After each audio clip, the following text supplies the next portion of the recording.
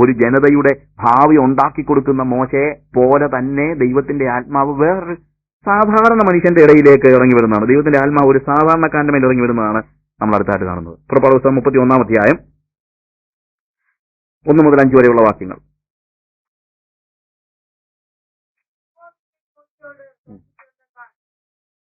യഹൂദാഗോത്രത്തിൽ ഊരിന്റെ മകനായ ഊരിയുടെ മകൻ ബെസലേലിനെ പേര് ചൊല്ലി വിളിച്ചിരിക്കുന്നു.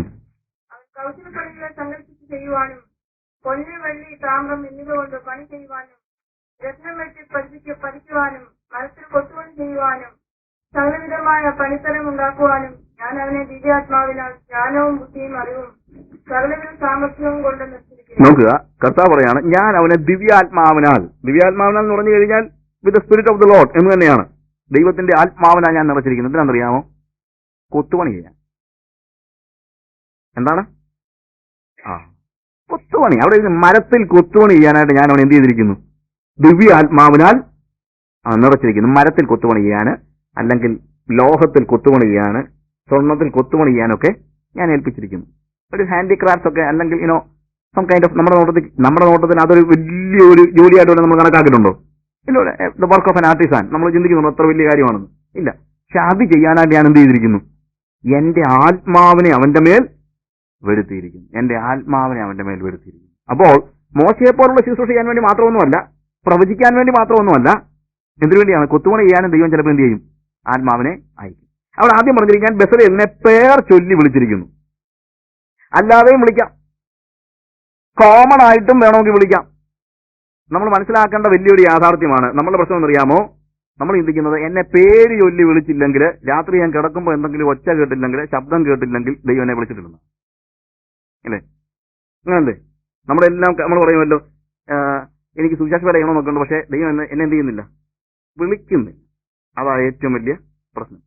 സുവിശേഷ വേല ചെയ്യാൻ വേണ്ടി അങ്ങനെ വിളിക്കേണ്ട കാര്യമൊന്നുമില്ല. കാര്യം സകല ജാതികളോട് സുവിശേഷം അറിയിക്കാനുള്ള ആരുടെ കൽപ്പനയാണ്? ദൈവത്തിന്റെ കൽപ്പനയാണ്. അതിന് സ്പെഷ്യൽ കോളിംഗ് വേണമെന്നില്ല. ഏതെങ്കിലും ഒരു പ്രത്യേക കാര്യം ചെയ്യാനാ സ്പെഷ്യൽ കോളിംഗ് വേണ്ടത്. ഞാൻ പറഞ്ഞ മനസ്സിലാവുന്നുണ്ടോ? എനിക്കറിയാം അതൊന്നും അത്ര ഈസി ആയിട്ട് ഇവിടെ അങ്ങോട്ട് ഡൈജസ്റ്റ് ചെയ്യുമെന്ന് എനിക്ക് തോന്നുന്നില്ല. കാരണം സുവിശേഷ വേലയ്ക്ക് വേണ്ടി വിളിക്കല്ലേ എന്നാണ് നമ്മുടെ പ്രാർത്ഥന. അല്ലാതെ വിളിക്കണമെന്നല്ല നമ്മൾ പ്രാർത്ഥിക്കുന്നത്, അല്ലേ? ദൈവമേ എന്നെ വിളിച്ചേക്കൊന്നും ചെയ്യരുതെന്നാണ് പറയുന്നത്. സകല ജാതികളോടും സുവിശേഷം അറിയിക്കാനായിട്ടുള്ള കോളിംഗ് എല്ലാ വിശ്വാസികൾക്കും ഒരുപോലെയുള്ളതാണ്, അല്ലേ? അങ്ങനെയല്ല പറഞ്ഞിരിക്കുന്നത്. ആകയാൽ നിങ്ങൾ പുറപ്പെട്ട് സകല ജാതികളെയും ശിഷ്യരാക്കിക്കൊള്ളും. നിങ്ങൾ പുറപ്പെട്ടെന്ന് പറഞ്ഞാൽ 12 ശിഷ്യന്മാരോടാണ് പറഞ്ഞിരിക്കുന്നത്. അല്ല, it is to the whole disciple. ശിഷ്യന്മാരുടെ സകല ആളുകളോടും കർത്താവ് പറഞ്ഞിരിക്കുകയാണ്, നിങ്ങൾ എന്ത് ചെയ്യണം? നിങ്ങൾ പുറപ്പെട്ട് ഭൂമിയിലുള്ള സകല ജനതകളെയും എന്ത് ചെയ്യണം? ശിഷ്യരാക്കണം. അതിന് സ്പെഷ്യൽ കോളിംഗ് ആവശ്യമില്ല. അതിന് പറയേണ്ടത് സ്പെഷ്യൽ കോളിംഗ് എന്നല്ല. ചില കാര്യങ്ങൾക്ക് വേണ്ടി സ്പെഷ്യൽ കോളിംഗ് ആവശ്യമില്ല. കല്യാണം കഴിക്കാൻ വേണ്ടി സ്പെഷ്യൽ കോളിംഗ് ആവശ്യമില്ല. എന്നാൽ കല്യാണം കഴിക്കാതിരിക്കാൻ സ്പെഷ്യൽ കോളിംഗ് വേണം. കാര്യം കല്യാണം കഴിക്കാന്ന് പറയുന്നത് എന്താണ്? നോർമൽ തിങ്ങാണ്.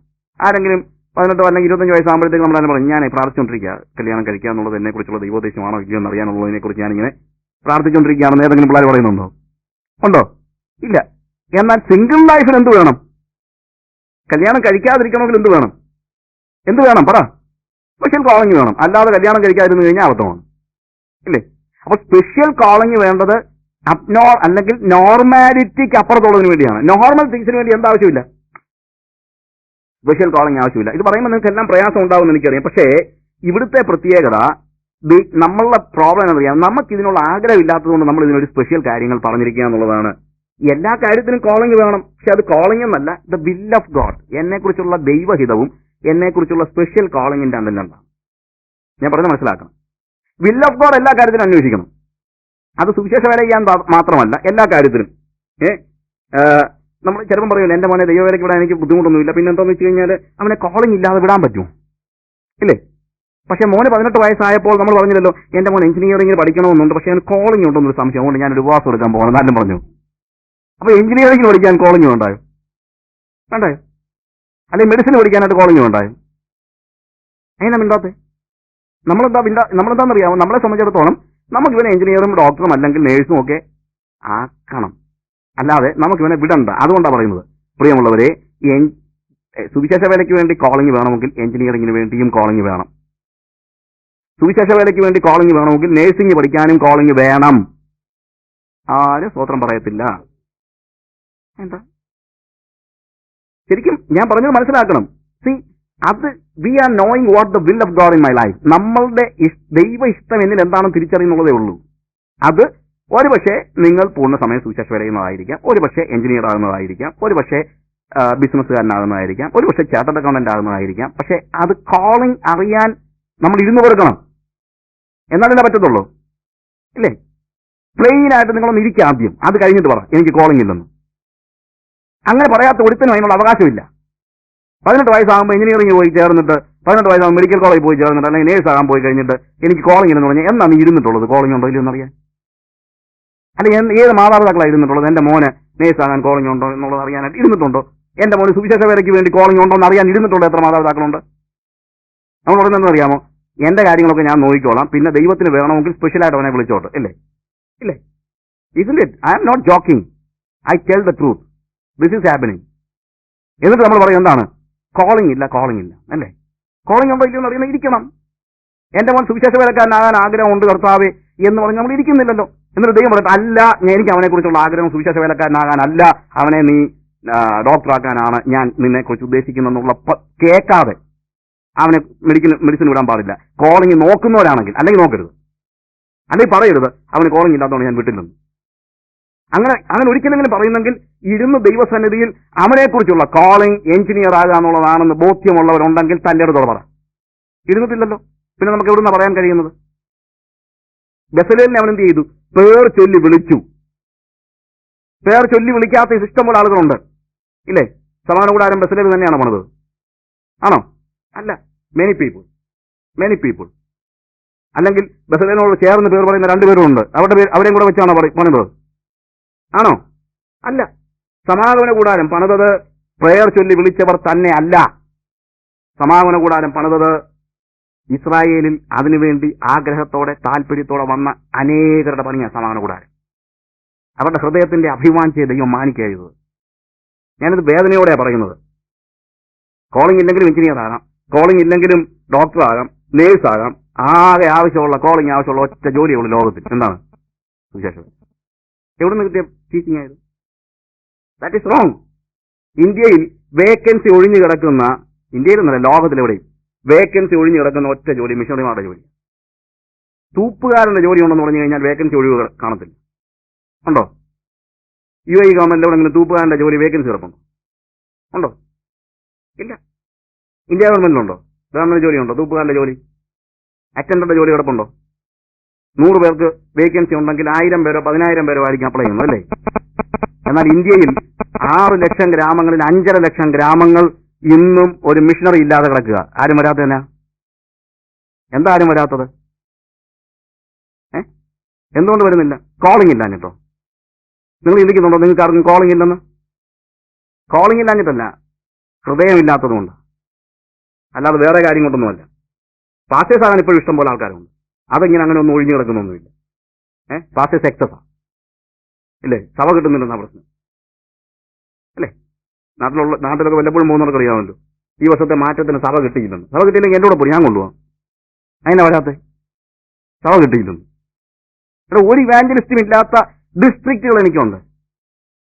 ഞാൻ ഈ കഴിഞ്ഞ വർഷം പല പ്രാവശ്യം അങ്ങോട്ടും ഇങ്ങോട്ടും പോയ ഒരു ഡിസ്ട്രിക്റ്റ്, ബോധം എന്ന് പറഞ്ഞു, ഒറീസയിലെ ഒരു ഡിസ്ട്രിക്ട്. രാത്രി ഞാൻ അവിടെ പോയിരുന്ന് പ്രാർത്ഥിച്ചിട്ടുണ്ട്. ഞാൻ കരഞ്ഞിട്ടുണ്ട്. There is no single evangelist live in that village, in that district, in Orissa. ബോധം എന്ന് പറഞ്ഞ ഡിസ്ട്രിക്ട്. പോരെ? സഭ കിട്ടാത്തവരെ ആരും വരത്തില്ല. പാസ്റ്റർമാർക്ക് ജോലിക്ക് ഒഴിവില്ല, എന്നാൽ മിഷണറിക്ക് ജോലിക്ക് ഒഴിവുണ്ട്. പാസ്റ്റർ എന്ന് പറയുന്നത് മിഷണറി എന്ന് പറയുന്നത് രണ്ടാ. ഇവാഞ്ചലിസ്റ്റ് എന്ന് പറയുന്നത് പോലും വ്യത്യാസമാണ്. ഇവാഞ്ചലിസ്റ്റ് എന്ന് പറഞ്ഞു കഴിഞ്ഞാൽ ചുറ്റിപ്പറ്റി സുവിശേഷകരൊക്കെ ചെയ്യുന്നവരെല്ലാം വേണം ഇവാഞ്ചലിസ്റ്റ് എന്ന് പറയാം. കാര്യം അവന്റെ രാജ്യത്തിൽ, അവന്റെ നാട്ടില്, അവന്റെ ഭാഷക്കാരോട് വിലയൊക്കെ വാങ്ങിച്ചുകൊണ്ട്, കൈമുടക്കൊക്കെ വാങ്ങിച്ചുകൊണ്ട് സുഖമായിട്ട് സുവിശേഷ വില ചെയ്യുന്നവരെ വേണമെങ്കിൽ ഇവാഞ്ചലിസ്റ്റ് എന്ന് വേണമെങ്കിൽ വിളിക്കാം. പക്ഷെ മിഷണറി എന്ന് പറഞ്ഞാൽ അങ്ങനല്ല. പൗലോസിന്റെ 1ാം മിഷണറി യാത്ര എന്നൊക്കെ നമ്മൾ പറഞ്ഞു. എന്തുകൊണ്ടാണ്? Paul is not doing ministry in ആന്റിയോക്ക്. ആന്റിയോക്ക് മിനിസ്ട്രി ചെയ്ത് കഴിഞ്ഞാൽ അവൻ മിഷണറി ആകത്തില്ല. അവനെപ്പോഴാണ് മിഷണറി ആണെന്നറിയാമോ? അവന്റെ സംസ്കാരം വിട്ട്, അവന്റെ ഭാഷ വിട്ട്, അവന്റെ രാജ്യം വിട്ട്, അവൻ അറിയാൻ വയ്യാത്ത ബർബരന്മാരുടെ ഇടയിലേക്ക് ജീവനെ പണയം വെച്ച് ഇറങ്ങി ചെല്ലുമ്പോൾ അവൻ മിഷണറി ആകുന്നത്. അല്ലെങ്കിൽ മിഷണറി ആകത്തില്ല. മിഷണറിമാരുടെ ജോലി മാത്രമേ ഉള്ളൂ ഇന്ന് ലോകത്തിൽ ഒഴിഞ്ഞു കിടക്കുന്നത്, ഇല്ലേ? എല്ലായിടത്തും ഒഴിഞ്ഞു കിടക്കുകയാണ്, എല്ലായിടത്തും. നമ്മുടെ അപ്പം നമ്മുടെ പ്രശ്നം അറിയാം, നമ്മുടെ കുഞ്ഞിന് മിഷണറി ആകാതിരിക്കാനുള്ള വിളി ഉണ്ടോ എന്നാണ് നമ്മൾ തീരുമാനിക്കേണ്ടത്. കാരണം ഇത്രയും ഒഴിഞ്ഞു കിടക്കുകയല്ലേ ഇന്ത്യയിലെ ഗ്രാമങ്ങൾ. ഞാൻ പറഞ്ഞല്ലോ, യു പി ഇന്നിപ്പോൾ യു പി രണ്ടായി വിഭാഗിച്ചിട്ടുണ്ട്, ഉത്തർപ്രദേശും ഉത്തരാഞ്ചലും. ആ അവിഭക്ത യു പിയില് 1,12,000 ഗ്രാമങ്ങളുണ്ടായിരുന്നു. ഇപ്പോഴത്തെ യു പിയിലുണ്ട് ഏകദേശം ഉത്തരാഞ്ചലിൽ അത്രയൊന്നും മാറിയിട്ടില്ല. 1,12,000. പിള്ളേർക്കൊക്കെ മനസ്സിലാവുന്നുണ്ടോ? 112,000 villages in one state.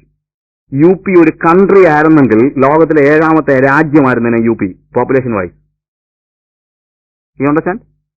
If U P was a country like UAE or even US or some other country, the 7th country in population wise would have been Uttar Pradesh.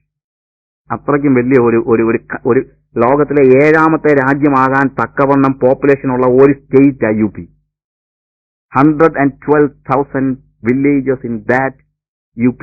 And അതിനകത്ത് എത്ര വില്ലേജിലുണ്ടെന്ന് അറിയാമോ? സത്യത്തിൽ നമ്മൾ പറയുന്ന സത്യത്തിലും ആത്മാവിലും ആരാധിക്കുന്ന സഭകൾ എത്ര സ്ഥലത്തുണ്ടെന്ന് അറിയാമോ? Less than 2,000 villages. What does it mean? 1,12,000 വില്ലേജില് 1,10,000 വില്ലേജിലും ഇന്നും നമ്മൾ ഈ പറയുന്ന സത്യത്തിലും ആത്മാവിലും ആരാധിക്കുന്നവരില്ല. 100 out of 112,000 villages, even now 110,000 villages do not have a worshipping community. And you are enjoying all kind of your comforts and you say, I don't have calling. How can you say that? Have you ever been in the presence of the Lord and did seek the mercy of the Lord, and did you ever ask God to call you? ഇതിന് പറഞ്ഞിട്ടുണ്ടോ? കർത്താവ് എന്നെ ഒന്ന് വിളിക്കണമെന്ന് പറഞ്ഞിട്ടുണ്ടോ? കർത്താവ് ഞാൻ പോകാമെന്ന് പറഞ്ഞിട്ടുണ്ടോ? പിന്നെ അങ്ങനെ നിനക്ക് കോളിംഗ് ഉണ്ടോ ഇല്ലയോ എന്ന് അറിയുന്നത്? ഞാൻ ഇവിടെ ഇരിക്കുന്ന ഇത്രയും പേരുടെ കാര്യം മാത്രമൊന്നുമല്ല, ഹൃദയത്തിന്റെ വേദന കൊണ്ട് ഞാൻ പറയുന്നതാണ്. ഈ മലയാളികളോട് മുഴുവൻ ഞാൻ പറയുന്ന കാര്യമാണ്. ഇവർക്ക് യാതൊരു അവകാശവും എനിക്ക് കോളിംഗ് എന്ന് പറയാൻ. ഇരുന്ന് ദൈവസന്നിധി പ്രാപിച്ചിട്ടുണ്ടോ? കോളിംഗ് ഉണ്ടോ ഇല്ലെന്ന് അറിഞ്ഞിട്ടുണ്ടോ? പിന്നെ എങ്ങനെ പറയുന്നത്? You cannot say that. Can you say that you don't have calling? How can you know that? Have you ever been in the presence of the Lord seeking God's mercy to know whether you have a calling for working as a missionary in North India? We never did that, and we say we have no calling. What is your calling? Are you sure that God has called you as a mechanic? Are you sure? I'm sorry to say these things. ഹൃദയത്തിന്റെ വേദന കൊണ്ട് പറയുന്നു. നമ്മൾ ആത്മാവിനെ പ്രാപിച്ചെന്നൊക്കെ പറയുമ്പോൾ മനസ്സിലാക്കേണ്ടത് ദൈവം നമ്മളിൽ നിന്ന് എന്ത് ചെയ്യാൻ ഉദ്ദേശിക്കുന്നുള്ളതാണ്. ഇന്ന് ഒഴിഞ്ഞു കിടക്കുക, ഫില്ല് ചെയ്യാതെ ഒഴിഞ്ഞു കിടക്കുക. മത്തായിയുടെ സുവിശേഷം 20-ാം അധ്യായം 1 മുതലുള്ള വാക്യങ്ങൾ വായിക്കുമ്പോൾ രാവിലെ പോയിരിക്കുക കർത്താവ്. എന്തിനാണെന്നറിയാമോ? ജോലിക്കാരെ തിരക്കി. രാവിലെ അവിടെ ദിവസം ആരംഭിക്കുന്നത് രാവിലെ 6 മണിക്കാണ്. 1-ാം മണി നേരം അവർ പറയുന്നത് 6 മണിക്ക്. 7 മണിയാകുമ്പോൾ 1-ാം മണി നേരം, 8 മണിയാകുമ്പോൾ 2-ാം മണി നേരം, 9 മണിയാകുമ്പോൾ 3-ാം മണി നേരം. രാവിലെ ജോലിക്കാരെ കിട്ടണമെങ്കിൽ 5 മണിക്ക് മുമ്പേ ചെല്ലണം. അല്ലെങ്കിൽ നല്ല ജോലിക്കാരെ ആൾക്കാരെ വിളിച്ചുകൊണ്ട് പോകും. ഇവിടുത്തെ നോർത്ത് ഇന്ത്യയിൽ ഇപ്പോഴും അങ്ങനെ. നമുക്കൊരു ജോലിക്കാരനെ വേണമെങ്കിൽ അവിടെ ടെലിഫോൺ വിളിച്ചൊന്നും പറയാനൊന്നും പറ്റത്തൊന്നുമില്ല. നിങ്ങൾ രാവിലെ പോയി എന്താണ് ചന്തയിൽ നിൽക്കും ആൾക്കാർ, ജോലിക്ക് പോകേണ്ടവരൊക്കെ അവിടെ നിൽക്കും. പ്രൊഫഷണൽ ആയിട്ടുള്ള ജോലിക്കാരുണ്ട്, എല്ലാ തരത്തിലുള്ള വേജസ്, ഡെയിലി വേജസിന് വേണ്ടി വരുന്ന ജോലിക്കാരൊക്കെ അവിടെ നിൽക്കും. ആശാരിമാരുണ്ട്, ഇലക്ട്രീഷ്യൻ ഉണ്ട്, ടെക്നീഷ്യൻ ഉണ്ട്. ആരെ വേണമെന്ന് വെച്ചാൽ നീ പോയി ഹയർ ചെയ്തുകൊണ്ട് പോകണം. ആദ്യം ചെന്നാൽ നല്ല ആളെ കിട്ടും. അത് കഴിഞ്ഞാൽ കഴിവുള്ളവനൊന്നും ആയിരിക്കത്തില്ല, ഇല്ലേ? കർത്താവ് നേരം വെളുത്ത് 5 മണിയാകുമ്പോഴേ പോയി അന്നേരം കണ്ടോനെ മുഴുവൻ പൊക്കി എടുത്തുകൊണ്ട് പോകും. 9 മണിയായപ്പോൾ കർത്താവിന് മനസ്സിലായി, അതായത് 3-ാം മണി നേരമായപ്പോൾ കർത്താവിന് മനസ്സിലായി ഇവന്മാരെ കൊണ്ടൊന്നും കാര്യമൊന്നും തീരത്തില്ല. പിന്നെയും പോയി അന്നേരം കണ്ട മുഴുവൻ പേരെയും പൊക്കി എടുത്തുകൊണ്ട് പോകുന്നു. 12 മണിയായപ്പോൾ, അതായത് 6-ാം മണി നേരം പിന്നെയും പോയി അന്നേരം കണ്ട മുഴുവൻ പേരെയും പൊക്കി എടുത്തുകൊണ്ട് പോകുന്നു. 3 മണിയായപ്പോൾ, ഉച്ചയ്ക്ക് 3 മണിയായപ്പോൾ പിന്നെയും പോയി അന്നേരം കണ്ട മുഴുവൻ പേരെയും പൊക്കി എടുത്തുകൊണ്ട് പോകുന്നു. 5 മണിയായപ്പോൾ കർത്താവിന് മനസ്സിലായി ഇവരെല്ലാം കൂടെ പണിതാലും പണി തീരത്തില്ല, ഇനിയും വേക്കൻസി ബാക്കിയുണ്ട്. അവൻ 5 മണിയായപ്പോൾ പിന്നെയും പോയി അന്നേരം ഉണ്ടായിരുന്ന മുഴുവൻ പേരോട്, നിങ്ങൾ എന്ത്, ഞാൻ രാവിലെ തൊട്ടിവിടെ നിൽക്കുന്നുണ്ടല്ലോ, നിങ്ങളെ കണ്ടില്ലല്ലോ, ഞങ്ങളെ ആരെയും കൂലിക്ക് വിളിച്ചില്ലെന്നുള്ള ഇവന്മാർ വന്നില്ല. കാര്യം ഇവന്മാരുടെ തന്നെ എന്ത് ആരും വിളിക്കത്തില്ലെന്നാണ്.